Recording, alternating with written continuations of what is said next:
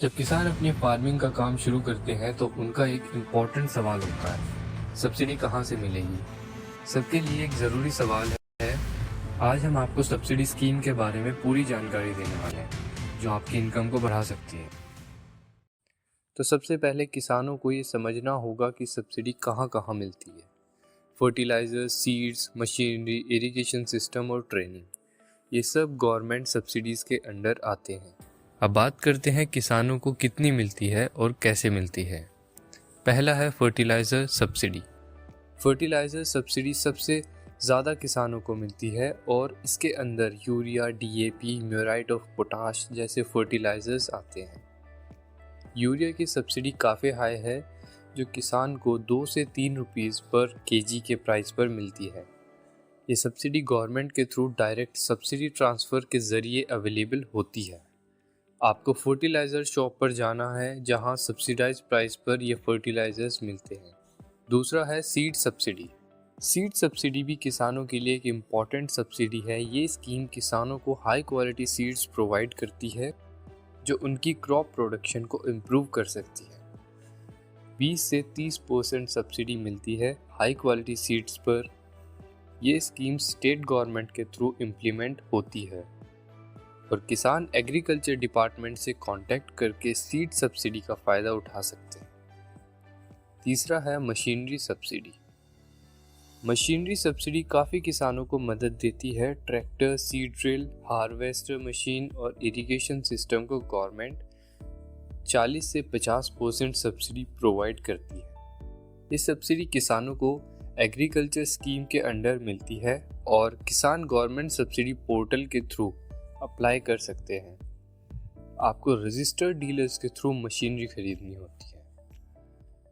चौथा है irrigation subsidy. Irrigation system काफ़ी इम्पॉर्टेंट है, स्पेशली उन किसानों के लिए जो वाटर स्केसिटी का सामना कर रहे हैं। ड्रिप इरिगेशन और स्प्रिंकलर सिस्टम पर 50 to 70% सब्सिडी मिलती है, जो किसानों को पानी के खर्च को काफ़ी कम कर सकती है। ये सब्सिडी माइक्रो इरिगेशन फंड के थ्रू मिलती है और स्टेट एग्रीकल्चर डिपार्टमेंट से अप्लाई कर सकते हैं। पांचवी है training and capacity building. Training program भी किसानों की प्रोडक्टिविटी को बढ़ाते हैं। सरकार किसानों को advance farming techniques, pest management और सॉइल हेल्थ पर ट्रेनिंग देती है। ये ट्रेनिंग किसानों को फ्री मिलती है और उन्हें सर्टिफिकेशन और सपोर्ट भी मिलता है ताकि वो अपनी फार्मिंग को मॉडर्न तरीके से कर सके।